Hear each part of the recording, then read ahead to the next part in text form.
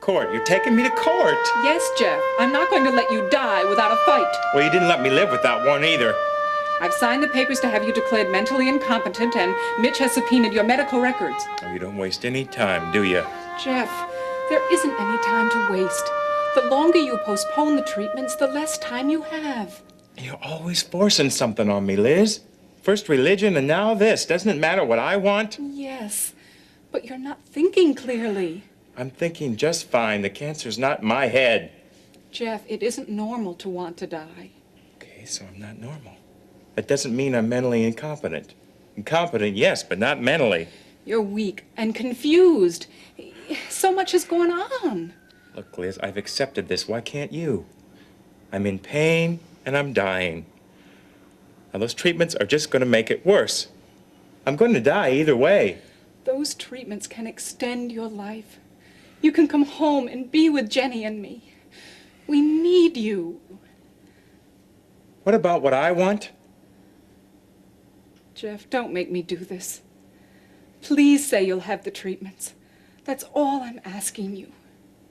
Please.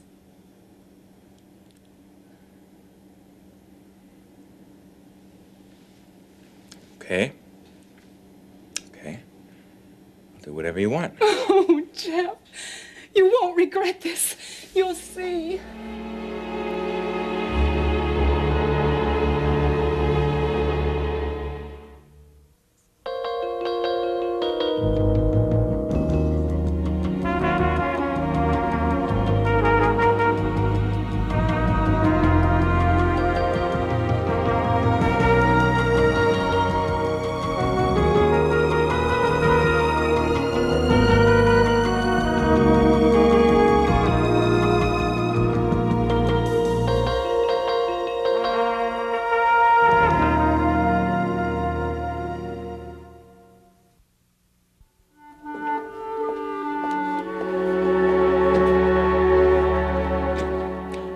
Say you're really getting into your work.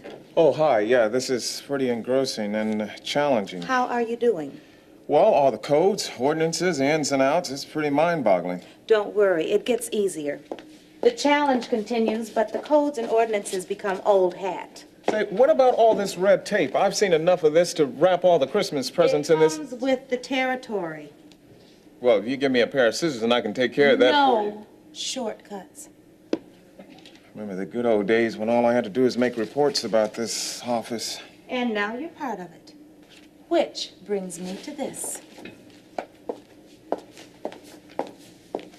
Your first official case. Well, I feel like I've graduated. You've done your homework. Now it's time for the test. Well, thank you, Miss Marshall. I'll do my best. Try to do as well as I did on my entrance exam, huh? I want more than that. You have to answer each of these questions exactly right. Yeah, well, I can always look up the answers in the back of the book. And the front and the middle. That's what the manuals are for. Okay, well, zoning change, it's rather simple. It looks like the applicant here is planning big business. Research it. Examine and photograph the existing property and submit a report. Well, the property here is located on the east side of town, and isn't that a rather impoverished area? Yes. Check with the city master plan for any conflicts. See if the surrounding roads are adequate enough for increased traffic. I've discovered a conflict already. Where? The applicant's name, Charles Carpenter. Applicants' names are irrelevant. Sam, I can't handle this case. You know how I feel about Charles Carpenter. I mean, there's a conflict of interest. There had better not be. This office has no time for that kind of luxury.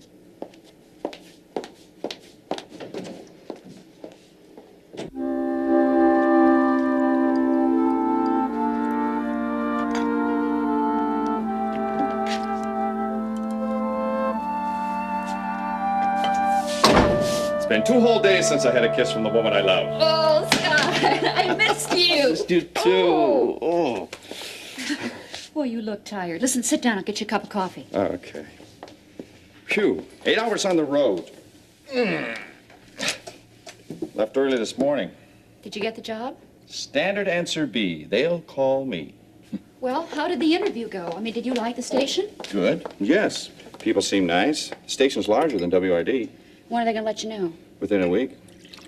Well, what's happening on the home front? The usual. Peter cracked another filling. What does that boy eat that's a second filling in 6 months? I asked him the same question. He thinks it was something he ate for dinner when you cooked. Oh, he's not going to blame that on me. His dental appointment is later this afternoon. That's another $35 or more. Also, the car is leaking oil again. Never rains but what it pours. Well, I do have some good news. Oh? Jeff has agreed to undergo cobalt and chemotherapy treatments. Oh, that is good news. I bet Liz and Mitch are happy. Oh, especially Liz. She was ecstatic. Well, they would have had a tough time trying to prove that Jeff is mentally incompetent anyway. But Jeff didn't know that. I mean, a legal threat was the only leverage Liz needed to make Jeff accept treatment. Have you heard from Lori since she got back to college? Mm-hmm. She's fine. Oh, but Ben's new office is another story. What now?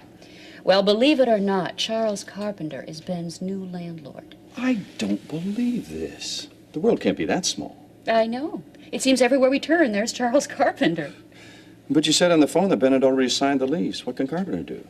Well, I'm not sure, but Mitch thought it was important enough to warn Ben that there could be trouble. You can be sure that Carpenter's got something up his sleeve.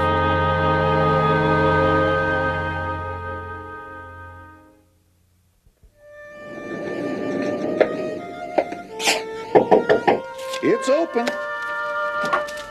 Is this the office of the illustrious Mitchell Dunbar? Gene Redlick, you are the last person in the world I expected to see. What a nice surprise. Sit down, sit down. Thanks. So, what are you doing now? Well, if you would have asked me that question a couple of weeks ago, I would have said looking for a job. But as of now, I am the assistant director for the Department of Planning and Development.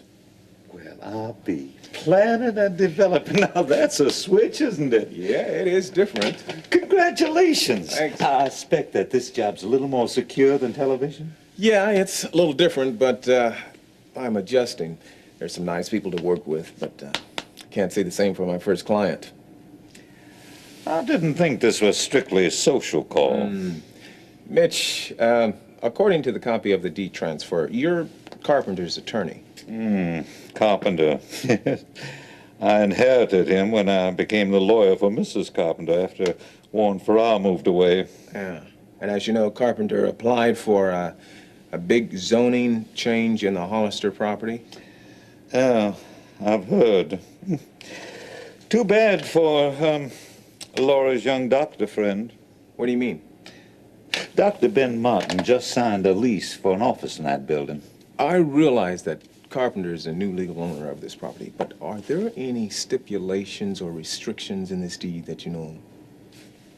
I'll let you see for yourself. Got the deed right here. Yeah. Put it away yet. Yes. Above new owner, Charles Carpenter has the defeasible fee simple right to do as he wishes with said property, with one restriction. Under no circumstances can said property be sold.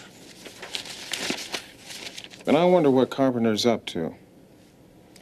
I expect we'll find out. Soon.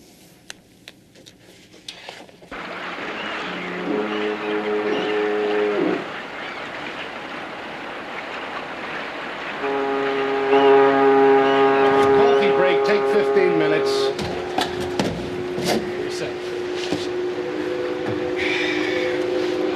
You went straight, huh? Elliot, just get out. Oh, no, they didn't nail me for anything. How about you? Slapped my wrist.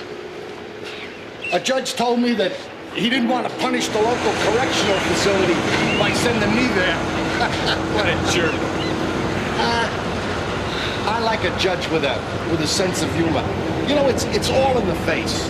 I've got a harmless face. Well, you do too. Trench, you could sentence him on his smile. So now you're making an honest buck. Al, Vince lined me up with this job. You know, he's laundering big bucks through these warehouses. He's got an accountant who writes better fiction than Hemingway. You want a sip? No. I need some pills. Sorry, Norm. Oh, man, they're not for me. I'm not dealing anymore. Nothing heavy. I got a girl who needs some pick-me-ups. Where'd you pick her up? Oh, I've been seeing her for, a long time. Carpenter's daughter? Look, you want to talk girls? We can go out and tip a few later. I told her I'd get her something. Now, come on, you gotta know somebody. They're talking about a grand jury investigation. Nothing's definite, Joey. It is with my suppliers. They know I work for Vince. And that's all they need to know. That must be why Donovan hasn't returned any of my calls. Look, Norm, I'll be honest with you. Even if I did have a connection, I wouldn't help you. I'm getting old. What does that have to do with anything? I'm not looking for the easy bucks anymore. I don't believe in jackpots. I've been used. The further away I can get from dealing and running, the better. Man, you sound cornier than the films they showed in the stockade. So I'm corny. Add that to being old and broke, what do I care? Yeah. Well, look, I'm glad for your new leaf. But you still got a job through Vince. And it's not much to ask for a name or a pharmacist on the payroll, is it? They're using you too, you know. Thank you, Mr. Hassler.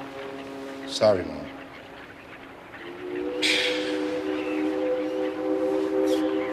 Hey, that coffee's got caffeine, It's a stimulant. You start with a sip, then a cup, a case, You'll be mainlining before you know it. At least it's legal. Cheers.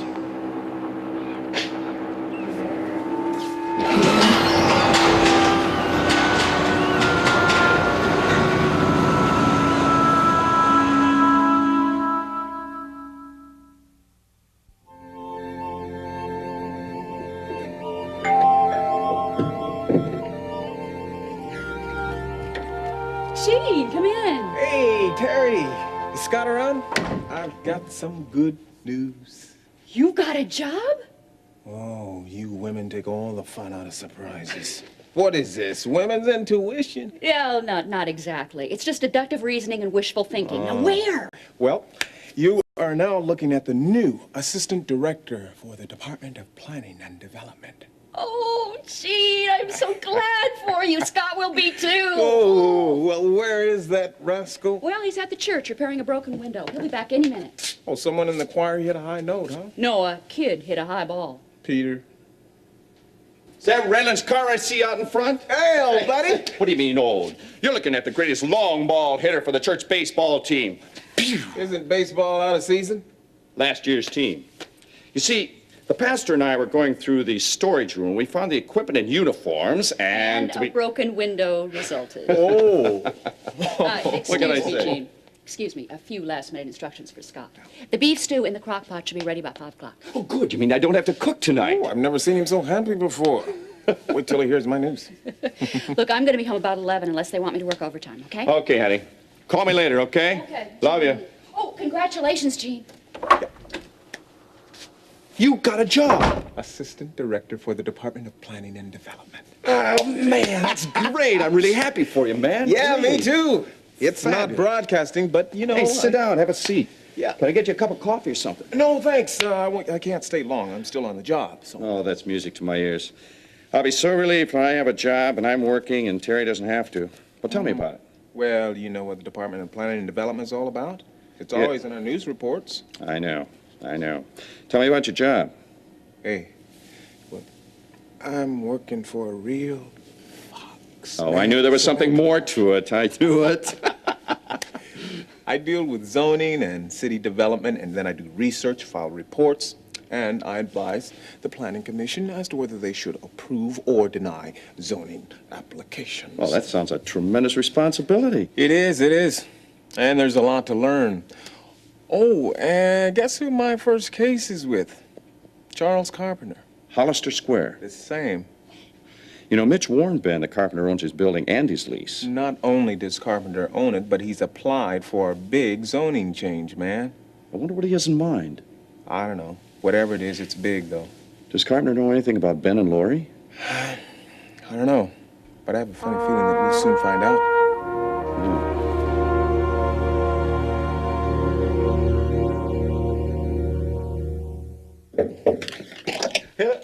Oh. Liz! Mitch, we did it! Did what? Jeff is going to take the treatments. He starts cobalt next week. You don't say. It took some badgering, but it worked. Well, sit down. Tell me about it. Okay. There isn't really too much to tell. I told him that we were going to have him declared mentally incompetent and force him to take the treatments. And? And he resented it at first. He got angry, and then he gave in. Oh, what's the matter, Mitch? I thought you'd be as happy as I am. Well, I am happy for you, Liz, and for Jeff. But what? Well, when you've been in this business as long as I have, you gotta look at both sides of the coin. Now, what if Jeff changes his mind again? Jeff wouldn't do that. He knows I'd take him to court anyway. Maybe. All I'm saying is, don't believe it until you see it. Now, I just don't believe I'm gonna stop action on that petition just yet.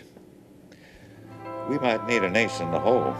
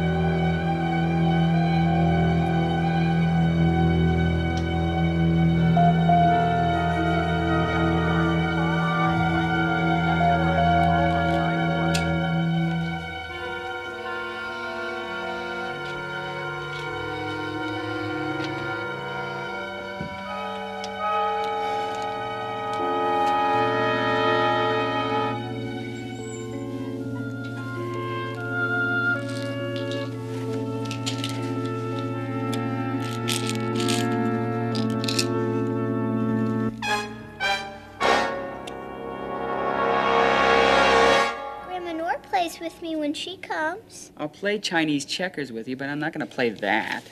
I don't want to play Chinese checkers. I want to play house. Well, Grandma will play with you when she gets here. When? About an hour. That's too long, Peter. Please. Please. Okay. If you don't tell anybody. Not even Grandma. I won't. You can be Daddy, and I'll be Mommy. And this is our baby. What's her name? Betsy. Here, you feed her. I'll do the dishes. I can't believe I'm doing this. Sometimes she gets messy when you feed her. Now burp her. Burp her? You gotta be kidding. Peter, you don't play right. I quit. You don't need a daddy. You have to have a daddy. No, you don't. Lots of kids don't have fathers. Why? Well, because they get divorces or they die or something. Peter, what is it when you die? Well, it's kind of hard to explain. You're too young to understand. I'm not. I'm almost 8. Well, I'm too young to understand. You're not. You're a grown-up. Try telling that to my parents. Peter, tell me, please. Why do you want to know?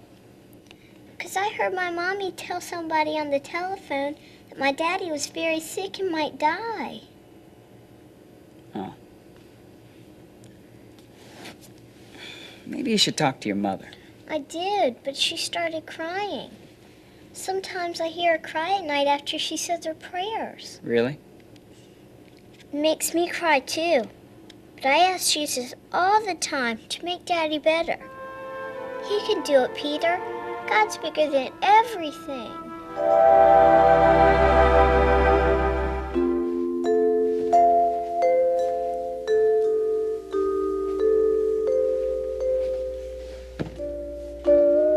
When in doubt, ask a woman. Lori, I was just thinking about you. You were? Mm-hmm. I was thinking how nice it would be if the beautiful young lady who helped me furnish this office could help me arrange it. What a coincidence. I was just thinking about you, too. Since your office isn't too far from campus, I decided to take a chance and walk over. Well, good. I hope you make a habit of it. Well, how am I doing? I like the desk where it is, but this chair would look much better over there. You know, I've tried it a couple times here, but it doesn't seem to fit or something. I see what you mean. How about over there? Maybe. No, I don't like it already. I see why you're having so much trouble. Well, what if we leave that chair there and put this chair right back there? I think you've got it. We're right back where we started. Hey, Laura, you're back. I'll do the heavy work. I forgot about my back. I don't want you as my first new patient. I have other plans for you. Other plans, huh? Uh-huh. You stand right there. Okay. You see, I've devised an ingenious plan to make you a permanent fixture in my office. It's called the Lori lamp. I mean, it's a must for every new medical office. You're a real turn-on. Oh, spare me. Do I glow in the dark? You glow anywhere. Light up my life. My, how interesting. I didn't know I had a member of the Davidson clan as a tenant.